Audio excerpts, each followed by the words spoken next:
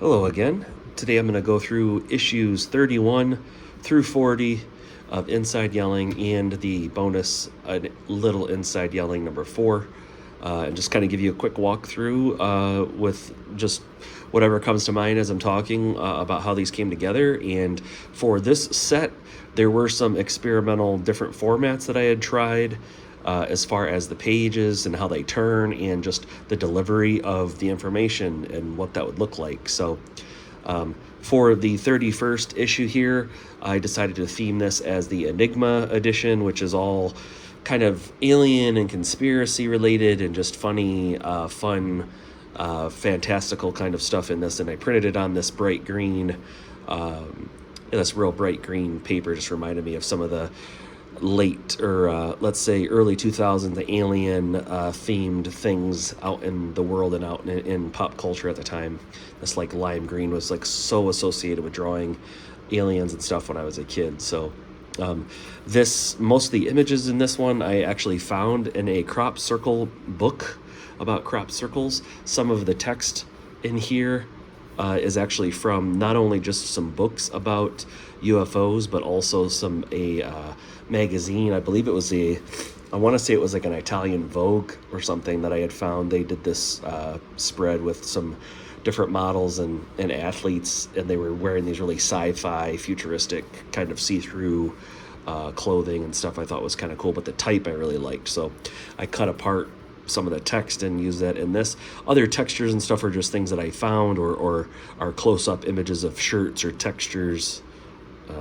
So as I'm going through here, also thinking about not only aliens, but Sasquatch and Bigfoot and all these other kind of cryptid creatures. This, to me, when I first saw this image, it looked like the Wi-Fi signal to me, this crop circle. So I just put that looks like a Wi-Fi issue to me. And then there were some other really strange headlines and stuff in this book that I wanted to include, and this really beautiful serif type here. But as you're flipping through, it's pretty regular. And then I was actually watching the Mothman conspiracy or prophecy with that Richard Gere film where he visits that town and tries to figure out these murders of, these missing appearances and stuff of the Mothman in West Virginia. And then at the same time when I was watching that, I was thinking about, where I had remembered hearing that word West Virginia. And that was so closely associated to Take Me Home Country Roads, John Denver. And I thought, what if John Denver's ghost is actually the Mothman? And so my brain gets mixed up sometimes. And when those moments happen, I just immediately write those things down because they're really strange collisions of thoughts that I think might end up being kind of peculiar or funny to put on it or into a zine. So that's my little John Denver Mothman illustration. Again, folks, I'm not trying to break the atom or split the atom here. I'm just having fun. And again, one of the reasons I love making zines is because you get to have fun with the format and you get to do whatever you want in these. So this is a kind of secret coded poster in here that you can read through. And I found some of these other checkerboard images and weird coding, and just thinking about like how strange peacocks are. They definitely could be, if you sent that to another planet, that would definitely be considered some sort of alien creature for sure.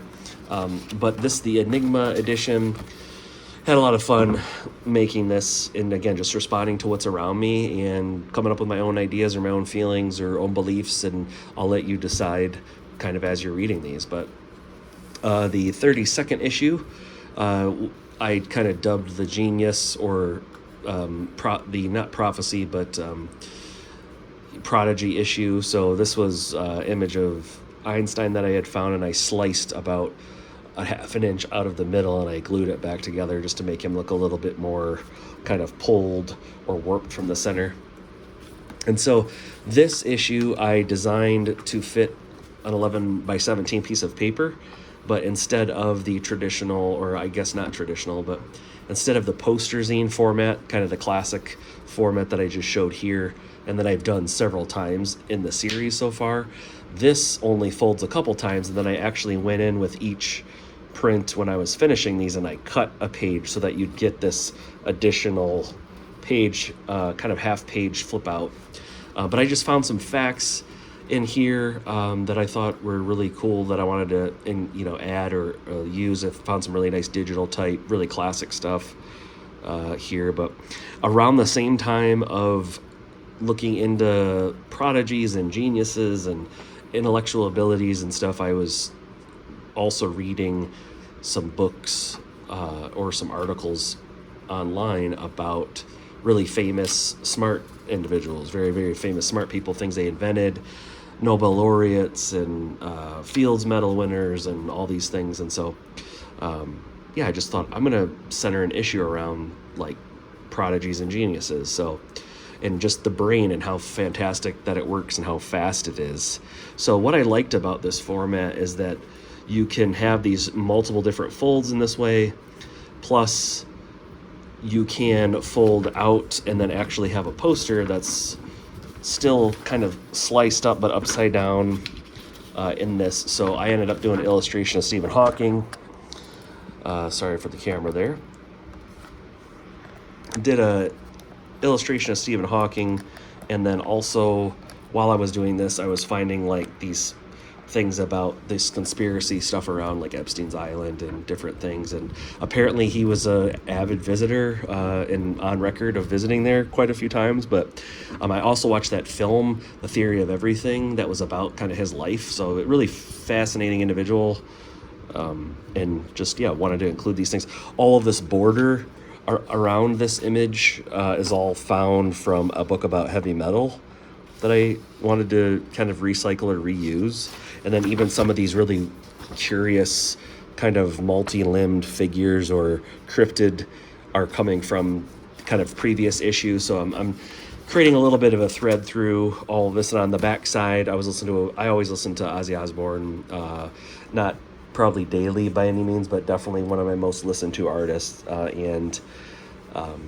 I wanted to put this on the back, this image of Ozzy from this book about heavy metal where he's pointing. Looking into so many different topics and subjects in these zines lets me kind of find out new information and interpret things how I want to. And that's one of the parts about making them is what I really enjoy. So this issue of Inside Yelling, or I guess technically it's a little bit of an offshoot. It's not necessarily a normal kind of book form. Thinking about themes and nostalgia in my childhood, I collected basketball cards a lot when I was a kid, and I still do occasionally. But I wanted to actually think about that format of a card and how those insert cards and those rare printings and stuff, and that just the graphic components of those I always really enjoyed. So I wanted to make my own Inside Yelling basketball cards. So that's what this issue ended up being. So I decided to design kind of a package instead of a traditional kind of flippable page in that way. So this is a package with all this type and stuff that I added in here about Inside Yelling basketball card series, zine series 1, made and printed in the USA by me, distributed from the Pacific Northwest where I currently am. And so we'll open this up. I taped all these together, and then on the inside of this package there is a set of 8 cards, and each one of the issues has the same athletes, but the colors of the cards are different depending on which that you get. They're all randomized in color. So for instance, this set of 8 is in the orange and green. I had another set that was, I think, blues and reds and different things. And then one of them is very, very special. It's in full color. If you end up getting that issue, that's just kind of a special moment for you. These, I would like to think folks would collect these. They're double-sided, and I printed them on a little bit heavier paper. The way in which I went through choosing certain athletes were just people that I remembered being really struck by as far as how they played, or they would be characters I would play on like some of popular video games and stuff too at my friend's house growing up. Some of the text is actually from vintage t-shirts and things too of these athletes. So for instance, Scottie Pippen, this first card here, and on the back side it has kind of a fun fact about him, and then it also has some snarky kind of information too about this person, or rumors that are associated with this person. So in inside yelling fashion, I can't get away with, just telling you some facts. I also want to give you some salty, kind of bitter humor in here too. So Larry Bird, I've got this image of him yelling at somebody, and on the back side, it actually is a double-sided card. So this has Larry Bird, and then on the back side has Charles Barkley. And I've designed all of the type in this, in all of these issues. Obviously, any of the text that you see is either found in different magazines or books, or I've appropriated them and redesigned the text. This insert card is just to tell all of my sports fans I hope they keep the debates going about athletes and which team was better, which era was better. And I got this really kind of iconic image of Michael Jordan dunking the ball, and I actually took a photo of a basketball for this background here. And so this just has some information about actual basketball rims and how large they are. They're actually pretty big, even though it doesn't seem like that. Got a Magic Johnson card in here. Backside's got some fun facts, and I'll just kind of flip through these really quick because I want all of you to be enticed to potentially buy some of these if you're interested. But these are really fun to put together, and I got a lot of joy just from looking back at certain facts or histories of these individuals, as well as like jokes and other fun, cool facts about stuff. So these, again, this was the first issue that I did basketball related, like zine cards. I've got my all-time favorite player here, Dennis Rodman, on the front, just to kind of commemorate that. So that was that issue. Number 34 is all about the gym, going to the gym and all my gym thoughts. So during this time of making these zines, I was I was a lot better at continuing to kind of consistently go to the gym, and I haven't done that in a little while now. But while going to the gym was like more regularly as an adult was like a brand new experience for me. Physical education and stuff was definitely something that I know we had classes and stuff in school when I was growing up for, and my relationship with the gym hasn't always been super healthy in that way. So I wanted to reflect about some of these thoughts or new things I learned while going to the gym. So this whole issue is specifically centered around athletic ability and weightlifting and all the little things that I noticed about the gym. And so as we open this up, got kind of just a quick homage here, or kind of to honor Richard Simmons as he passed away. And I just thought one of the first people I remember seeing as a kid on TV at my grandma's house, Richard Simmons, and all these ads for Get Up and Work, or, Shake It to the 50s, or all these like different videotapes stuff. But up here in this page, I'm just talking about flexibility and how important that is. And every time now that I have a workout regimen, I'm always saying, flexibility's got to be something for me that I keep and I really put in the forefront. So this zine opens up to kind of emulate a certain kind of pose that I saw a lot of folks do. So I'll show you that here in a second. But yeah, these are just some other bits that I had found, some old vintage books and stuff about working out and developing muscle, and a lot of the things are still very true today. As this opens up this way, I've got this image kind of dedicated to Bruce Lee, and then thinking about all the things we've got to clean at the gym. I never realized actually how clean a lot of the gyms are that I've been to, because everybody's spraying stuff down with disinfectant all the time. So that was like a new experience for me as well, thinking about all that cleaner and stuff. And then, yeah, I just have, basically, I typed out in a font or typeface that was very similar to those label makers that's kind of classically that you'll see in some early zines out there, kind of historical examples. But I wanted to type everything out, all caps, and then I paste these down, scan all these pages, and obviously print them out. But I don't know why exactly I went with this like macaroni yellow kind of page here. I think it was just more or less the paper that I had that was available. Got a quick couple pages here to some absolute legends in the world of professional bodybuilding, Arnold and Ronnie Coleman. And so I've been watching a lot during when I was making this. I was watching a lot of documentaries about weightlifting and stuff, and just that culture, any of these subcultures and stuff I'm always really interested in. So this opens up kind of full to get you this spread here, but then if you flip this around, The pose or kind of shape of this, I wanted it to kind of emulate the pose of someone like flexing, let's say, instead of their arms being down, they would flex them up, right, and curl their arms. So I wanted this to kind of feel like if you put a weight up here, like this zine would be lifting weights this way or something, just to kind of, again, keep exploring the ways in which I can kind of like conceptually develop the folding of the zines or the format to enhance maybe the experience, or just as a challenge again to myself as an artist, because I'm the one coming up with this stuff. I'm the one challenging myself, and coming up with new ideas is really fun. I do a lot of journaling too, so that's another reason I love making zines, is because it is a challenge, and it can also just be just absolutely for fun, just to get other ideas out. So we've got issue 35 here of Inside Yelling, and this was the 11 by 17 style that is probably the most, I would say, the most difficult for me to fold, because of all of the different ways that it flips down and out, and there's not really necessarily a pacing left to right.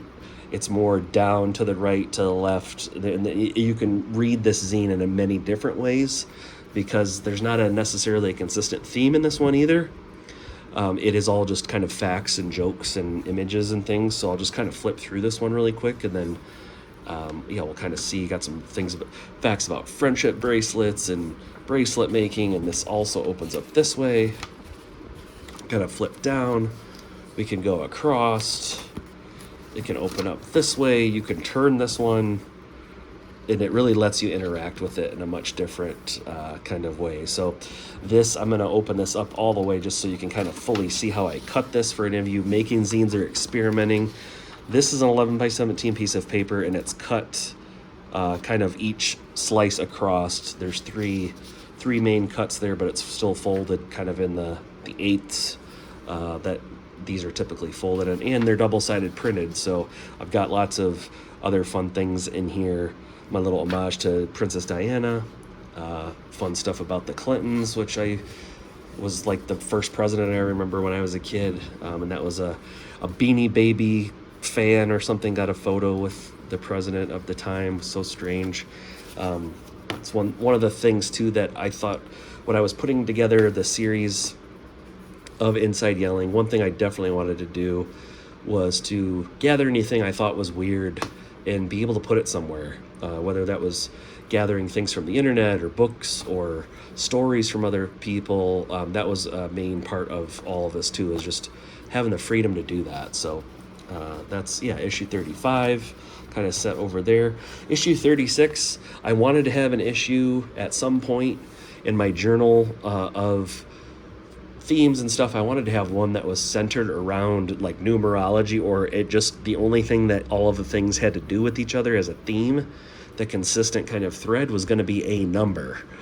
What that number was, I wasn't sure, but then when I got to issue 36, I thought 36, maybe I can hone in my focus around this number 36. And so that's what this is. The issue 36 is all about things that relate to the number 36.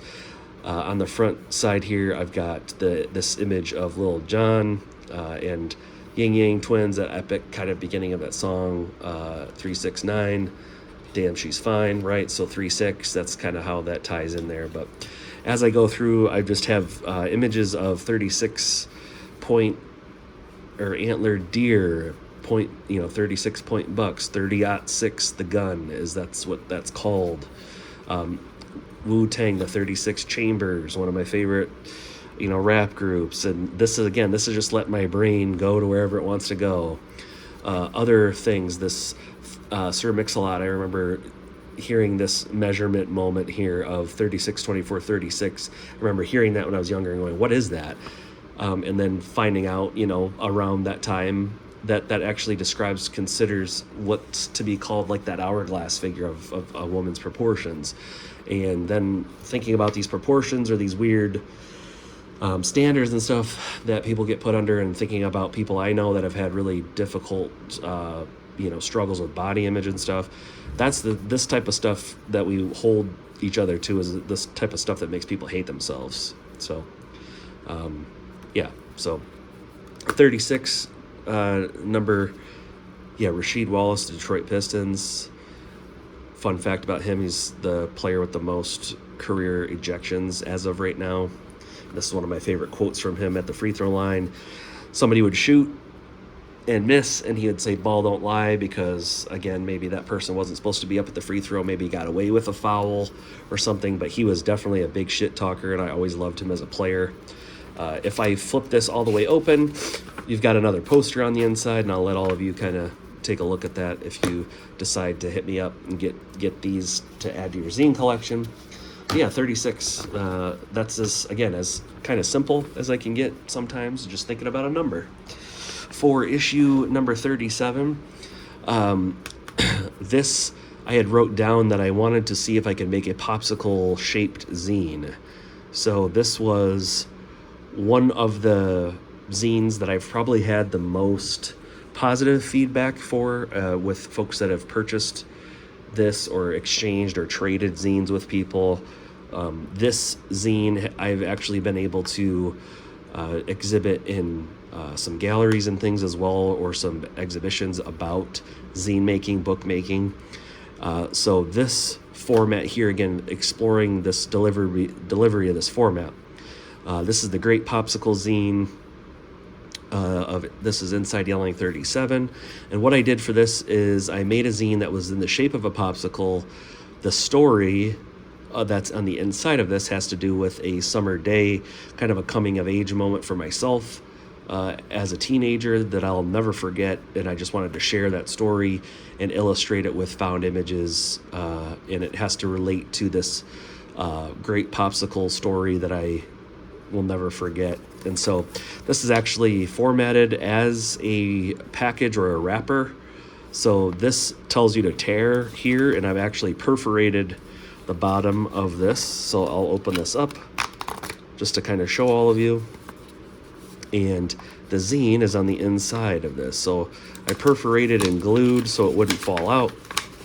And basically this will pop out of here, and you have a book that's in the shape of a popsicle, or a one that you would share with somebody. So this all has to do with this story, and I won't read the whole thing because it's really fun and I want to save a little bit of mystery. But as you go through this, there is this zine that you have. It's in the shape of a popsicle, and it reinforces some of the stuff that's going on in the story of the actual zine. So this was a lot of fun to make, and definitely on the production side, that was one of the more difficult ones that I made, especially because I'm putting all these together myself. So word to the wise out there, if you're having a project that has this many moving pieces parts, you really have to plan it out. So yeah, that was 37.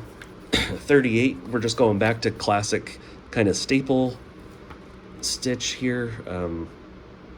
And this was just 8.5 by 11 pieces of paper folded in half, talking about some wrestling here, some of my favorite wrestlers, and just printing things out on that purple pages from some of the early stories about my buddy Javier. Got me thinking about my buddy Javay and his sister, and when I saw this image, it looks just like his sister. Even when I'm looking at this image of this model, it looks so much like her. Unbelievable. I just wanted to include that. So I've got some collage and some other illustration over here that I did, and I included some found text poetry stuff here. As we're going through, pairing together circular text with figures and figures with insects and stuff too, I think is really challenging. So this inner center kind of fold moment is, again, some images of different sex workers and things, or posed models. I have some images that I continue to use, or different folks, because of the way they've either sent me them or they wanted me to include them, or I thought was appropriate for this format. So as I go through this zine, putting this together was mostly my handwriting and some found text, but found images too, and just, yeah, reflecting about knowing my limits and trying to think about these funny these kind of ways in which you remember certain things and the ways that maybe they were misinterpreted. And then obviously too, zines are a great place to just collect like stickers, and if I have a bunch of stickers I'm not sure where to put them, I'll put them on a page in my zines. So final page here is just kind of a design that I put together of a bunch of comic stuff that I had pulled from some old comics, and thinking about how large like Disney is getting or has been getting. I would imagine sometime in the future they might even own all of our fast food companies and things too. So this was an idea like I had, if Disney ever bought like KFC, and they would have, I know they would absolutely license out all the Marvel stuff, and you'd have like, you know, Batwing flavored Ghost Rider sauce, and you'd have all these ridiculous combinations of stuff just to sell more food. But I think that's coming down the pipeline, so I wanted to kind of imagine that a little bit. But that was issue 38. 39 was all actually the first photo only edition, so everything in here is a photo that I took from my various cameras, and just simply placed into a document and printed. So I have some black staples on the spine here, but this is the only photos edition, number 39. Even the cover of the text is a photo of me arranging that in my sketchbook.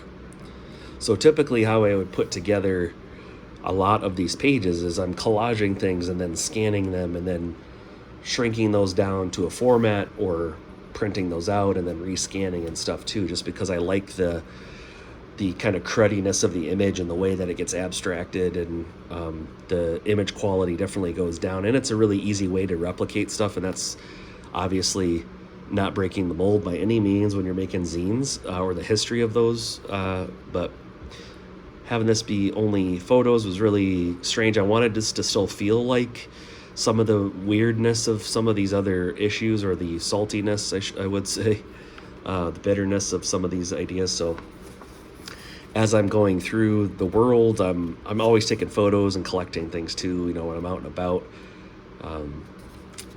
Even just simple images of like reflection and stuff are really strange.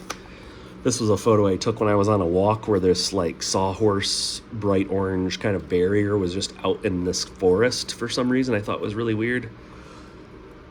Made me wonder about how it got there. Had these interesting reflections from exhibition. And this was a star that this kid had wrote on in a hallway somewhere, and it says, I don't let other people tell me that I can't do it. And I thought this kid must be absolutely awesome, and hopefully they keep that same attitude. And then he had just some other images of things. Thought it was kind of weird. This mirror was propped up against a trash bin. It sort of looked like a portal to another world or something. The reflections are really weird to me. At the doctor's office, this was an actual thing that I had witnessed long after the holiday season. This was probably in February. There was a stocking that was hung, but like 8 foot up the wall for some reason, right next to the security camera. I don't know. I just thought I got to take a photo of that. Another weird occurrence when I was in the grocery store, someone just completely abandoned this basket in front of the candy, and then that was just sitting there, no one around to claim it. And I said, that's a really weird scenario here. I'm going to take a photo of that. And then just other things at the theater. They had, for whatever reason, they had some old episodes of Miami Vice playing, and this was obviously an iconic episode of that. But I thought, what a strange thing to put before, you know, an action movie, is just like, here, watch this episode of Miami Vice, I guess, instead of having the normal advertisements and stuff. And yeah, just other shadows and reflections I really like. And then this was some of this strange kind of frost snow texture that we get out here in the Pacific Northwest. And I've lived out here for almost 10 years now, and just little differences I noticed from growing up in the Midwest. But that's issue number 39. Number 40, as we're getting down here, this is the kind of Ultra XL edition, where basically, I took two 11 by 17 pieces of paper, glued them together, and then made this really wild accordion style zine. So I had this really light blue paper, and I thought, you know what, for the 40th issue, I'm going to have this one that's really, really long. So this thing's about 5 foot long. If you measure it out, it's about just a little shorter than I am. I'm about 5'8", so this is almost as tall as I am. And so that was another note that I had written in one of my sketchbooks, is like, make a zine that's as big as you are. And so as big, I just interpreted it as tall, finding all these letters and even using some whiteout and extending some stuff. And then, I just love variation so much in my practice of trying things in new ways. Obviously, I can be consistent too, but again, when I start to get too consistent or too formulaic, it feels too much like some of my other maybe illustration work or other things too. So kind of move the camera here a little bit because I want you all to see how this folds out. But as I'm going through this, it opens just kind of left to right, a lot of poetry and different photos and stuff that I've taken. Moment here to honor my Detroit Tigers. Everybody calls us the coked out tiger because of the eyeballs. I'd love to get a tattoo of this someday. Other moments here of, again, thinking about popsicles, and I had some popsicle imagery left over from the early edition, looking into some facts about popsicles and poverty. This now kind of continues to open. I've been studying and watching folks play craps and like gambling strategy and stuff for a long time. And this was actually a really well-known story that this guy, William Bergstrom, went into Las Vegas at the Horseshoe in the 80s, early 80s, and he had a suitcase and he played craps for like a few hours and ended up winning millions of dollars, and then he ended up losing it all. But yeah, it was a pretty sad story. But loan sharks, kind of the idea of the sharks going through, and then the Jaws kind of stuff of barbed wire tattoos. I've seen so many of them that never connected all the way. I don't know if that symbolizes something or if it's just too painful, but every time I see one of those, it makes me kind of giggle a little bit. It's of a very specific era. And then this zine goes back and we flip back, and I've got some more personal stories about photos from my childhood and just other different things here. Stuff that my sisters have said, illustration of Kevin from The Office, one of my favorite characters. Did that illustration with Procreate and then printed it out and glued it in this. Absolutely love luchadors and lucha wrestling. So as this goes through, it's a huge issue, tons and tons of pages, double-sided printed. This was difficult to assemble for sure, each one of these, because I had to think I was going to make 20 copies of this, and with every edition of Inside Yelling that comes out, you get 10 issues. And with this, I was going to make 10 issues, but that's double the amount of paper because it's twice as long. So needed a ton of paper to do this and to fold this. A lot of patience for issue 40. But the final Inside Yelling here, a little Inside Yelling number 4, this is just some leftover. I shouldn't say leftover because maybe that sounds negative, but these are just kind of leftover thoughts and stuff I didn't know where to put into any of these other ones. But I still had images and things I wanted to use. So that's kind of what I do for a little Inside Yelling bonus issues that I throw into every kind of set of these. So from issue 31 to 40, then you have this final issue, and I'll just kind of show you. This is a photo I took of a horse at a gas station. Don't know why that was there, but it's northern Idaho and eastern Washington. Very interesting place to live, and I'm always culture shocked by the stuff that I see. Got some stuff Silver Surfer related.